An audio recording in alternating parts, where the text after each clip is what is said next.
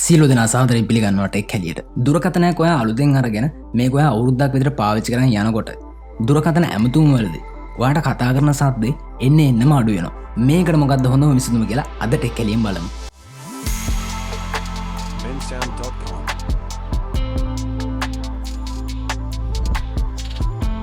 ඔයාගේ ෆෝන් එකක් charge වෙන්න කේබල් එක ගහලා එහෙට මෙහෙට හොල්ලන්න ඕනේද?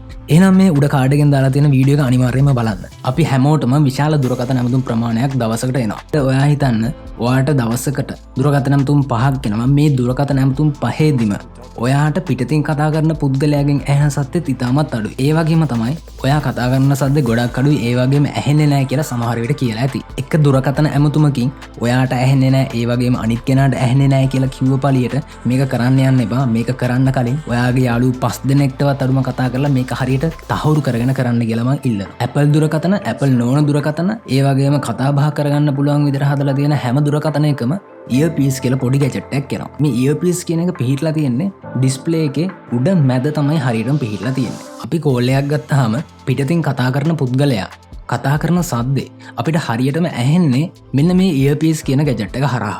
මේක ඔයාගේ ෆෝන් එකේ ලෙඩක් කියලා ඔයා හරියටම තහවුරු කරගත්තට පස්සේ මේ දේ කරලා බලන්න ඕනේ.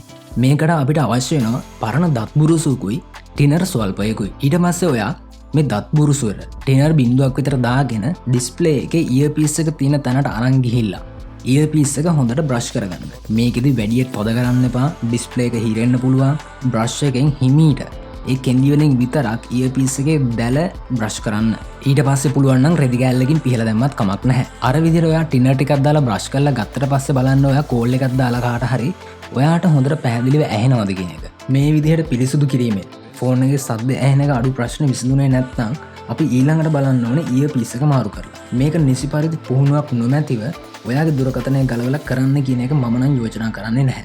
ඒ වැඩේට third party repair shop එකකට ෆෝන් එක අරන් යන්න ඕනේ. එතකොට අපි කතා කරන සද්ද පිට කෙනාට ඇහෙන්න අඩු වෙන්න ප්‍රධානම හේතුව වෙන්නේ අපේ මයික් වල මොන හරි ප්‍රශ්නයක් තියෙනවා නම් තමයි එහෙම වෙන්නේ.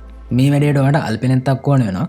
එතකොට මේ අල්පෙනෙත්ත අරගෙන ෆෝන් එක ඔයා හොඳට අල්ලගෙන ෆෝන් එකේ පල්ලෙහාම ෆෝන් එක චාර්ජර් ගහන පැත්තේ පල්ලෙහාම සිදුරු කිහිපයක් ඔයාට පේන්න තියෙනවා. මෙන්න මේ සිදුරු වල බලන්න ගොඩක් දූවිල්ල තියෙනවද කියලා. එහෙම දූවිල්ල තියෙනවා නම් ඔයා අල්පෙනෙත් අරගෙන මේ දූවිල්ල ඔක්කොම හිමීට එක රවුමෙන් රවුම ඔක්කොම ටික අයින් කරගන්න. මේකෙදි මේ අල්පෙනෙත ගොඩක් ඇතුළට දාලා හිල් කරන්න යන්න එපා. මේකෙදි ඔයා කරන්න ඕනේ මේ දූවිලි ටික ඔක්කොම ටික කඩලා අයින් කරන එක විතරයි. දැල හිල් කරගන්න හදන්න එපා. ඊට පස්සේ අර කලින් විදිහටම බ්‍රෂ් එකකට ටිනර් පොඩ්ඩක් අරගෙන හොඳට බ්‍රෂ් කරලා බලන්න. හොඳට බ්‍රෂ් කරලා මේ දූවිලි ටික ඔක්කොම යවන්න. ඊට පස්සේ ආපහු කෝල් එකක් දාලා මේක ටෙස්ට් කරගන්න. මං හිතනවා හුඟ දෙනෙක්ගේ මේක හරියනවා. මම දැකලා තියෙන ගොඩක් ෆෝන්ස් වල පිට කෙනෙක් කතා කරන සද්දේ අපිට ඇහෙන්නේ නැති වෙන හේතුවත්, එතකොට අපි කතා කරන සද්දේ අනිත් කෙනාට ඇහෙන්නේ නැති වෙන හේතුවටත් ගොඩක්ම බලපාලා තියෙන මේ දූවිල්ල මේ දැල උඩ තැම්පත් වෙන එක තමයි. එතකොට ඔයා මේ විදිහට මයික් එක ක්ලීන් කරගත්තට පස්සෙත් ඔයාගේ මයික් එක හරියට වැඩ කරන්නේ නැත්නම් කැඩි ඇහෙනවා නම් අනිත් කෙනාට ඇහෙන්නේ ඔයා ගොඩාක් දුර ඉඳන් කතා කරනවා වගේ නම් ඔයා අනිවාර්යෙන් ෆෝන් එක අරන් යන්න ඕනේ රිපෙයාර් ෂොප් එකකට. iPhone එක නම් ඔයාගේ මයික් එක වැඩ නැහැ කියලා කිව්වොත් එහෙම ඔයා මාරු කරන්න වෙන්නේ ඔයාගේ charging port එක.